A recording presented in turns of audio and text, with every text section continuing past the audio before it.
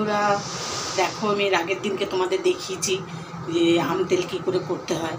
তো যাই হোক, তোমাদের কেমন লেগেছে আমি জানি না, আশা করি ভালোই লেগেছে।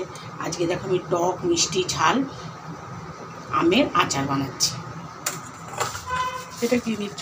প্রথম দিলাম শুকনো লঙ্কা, জাস্ট মশলাটা তৈরি করতে হবে আগে। আমটা কেটে আমি হলুদ মাখিয়ে রোদে রেখেছি। আর এখন এই লঙ্কাটা দিলাম, লঙ্কাটা ভাজবো।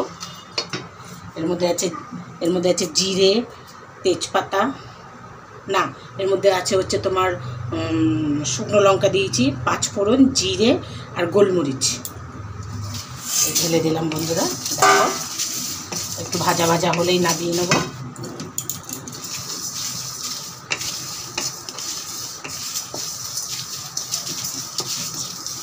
একটা সুন্দর গন্ধ বেরিয়েছে, তো আমি এবার এটা ঢেলে নেব। নিয়ে তারপরে মেন জায়গায় আসবো। এই দেখো বন্ধু, মশলাটা আমি ঢেলে নিলাম। এটা পেস্ট করে নেবো, গুঁড়ো করে নেবো। যাই হোক, এবার আমি কড়াই চাপালাম। দেখি এটা তুলে নেবো, কারণ আমার একটা অন্য আচার একটু দেওয়ার দরকার আছে, তাই আমি এখন একটু বেশি করেই তেল দিয়ে দিচ্ছি। সর্ষের তেল দিয়ে বানালে খেতে খুব সুন্দর হবে।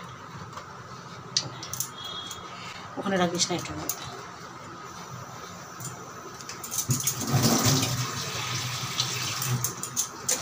তেজপাতা নেই না রে, বন্ধ করে দেবো? হ্যাঁ, বন্ধ করে দেবো। সে দেখো আমি শুরু করে দিয়েছি। এই প্রথম দুটো লঙ্কা দিলাম,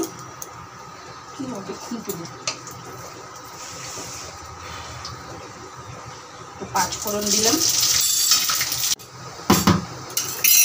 আমার ওগুলো ভাজা হয়ে গেছে বন্ধু। এবার আমি আমগুলো আস্তে আস্তে দিয়ে দেবো।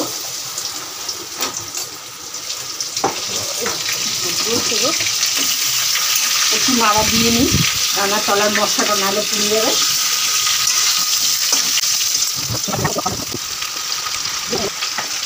এবারে আমি এটাকে সুন্দর করে শুধু নাড়বো, কেন এই আমের গায়ে যদি একটু জল থাকে তো জলটা টেনে নেবে বন্ধুরা। এরকম টক ঝাল মিষ্টি আচার বানিয়ে খেয়ে দেখবে, খুব সুন্দর লাগে। দুপুরে ভাতের পাতে বা বিকেলে বসে আছে একটুখানি হাতে নিয়ে খেলে মুখটাও ছাড়বে, ভালোও লাগবে খেতে। যাই হোক, আমি গ্যাসটা একটু কমিয়ে দিচ্ছি, নাহলে তলায় ধরে যাওয়ার ভয় আছে। এই দেখো বন্ধুরা, এটা হচ্ছে গুড়। আমি এখন গুড় দেব।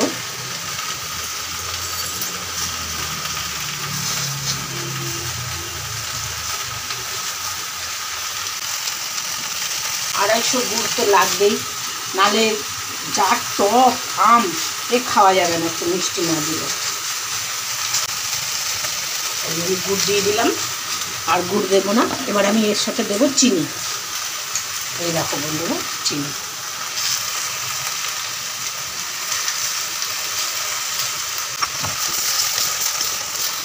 চিনি দিয়েছি, একদম গলে গেছে। এবার এটাকে শুধু নাড়তে হবে, যতক্ষণ না এটা শুকাবে ততক্ষণ নাড়াচাড়া করতে হবে। দেখো, এই দেখো গুড়টা একদম গলে গেছে বন্ধুরা। এই দেখো, দেখতে পাচ্ছ? দেখো, এই দেখো। এটা সেদ্ধ হোক বন্ধুরা, তোমরা দেখতে থাকো কেমন হয়েছে। এবার প্রায় নামানোর মুহূর্তে, দেখতে পাচ্ছ কালারটা কি সুন্দর এসছে, দেখো না, খুব লোভনীয় একদম। এবারে আমি এর মধ্যে নুন দেব। এই দেখো নুন, এই যে আমি নুন দিলাম, কেননা আমি নুন দিইনি। হ্যাঁ, নুন দিলাম। এবার আমি আবার একটু নেড়ে দেবো। এবারে যে আমি মশলাটা করেছিলাম, মশলাটা দেবো। এই দেখো বন্ধুরা, মশলাটা একটুখানি খাঁচা খাঁচা টাইপেরই রয়েছে, কেননা এটা একটু মুখে লাগবে, খেতে দারুণ লাগবে। তো দেখো, এবার আমি একটু মশলাটা দিয়ে দিচ্ছি। এবার আমি একটু বিট নুন দেবো। দেখো,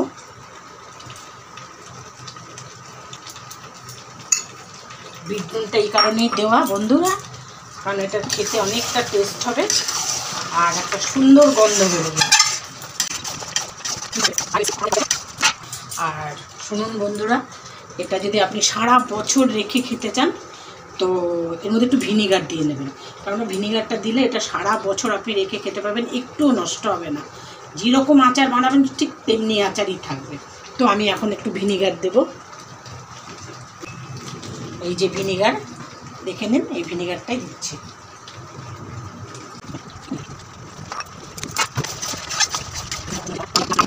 অল্প একটু মশলা আছে, এই মশলাটা, বাকি মশলাটা আমি দিয়ে দেবো।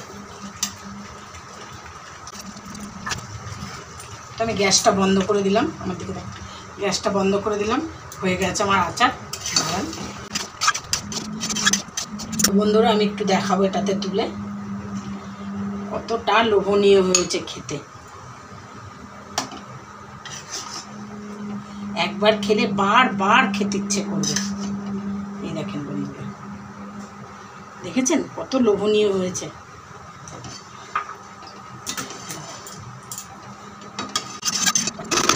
বন্ধুরা এই দেখো বন্ধুরা, আচারটা আমি ঠান্ডা করার জন্য রেখেছিলাম, পুরোপুরি ঠান্ডা হয়ে গেছে। এবার আমি বয়মে রাখবো। আর আচার মানেই কাঁচের বয়ম, নাহলে কিন্তু কোনো দিনও আচার ভালো থাকবে না।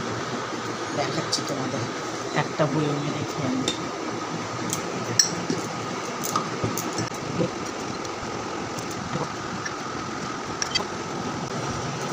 এই দেখো বন্ধুরা, কাঁচের বয়মে রেখেছি। তোমরাও এরকম রেখে খাবে, 1 বছর ধরে খাবে, কোনো অসুবিধা নেই, কিচ্ছু হবে না, যেহেতু এটাতে সব কিছুই দেওয়া আছে। ঠিক আছে বন্ধুরা, ভালো লাগলে কমেন্ট শেয়ার করে দিও।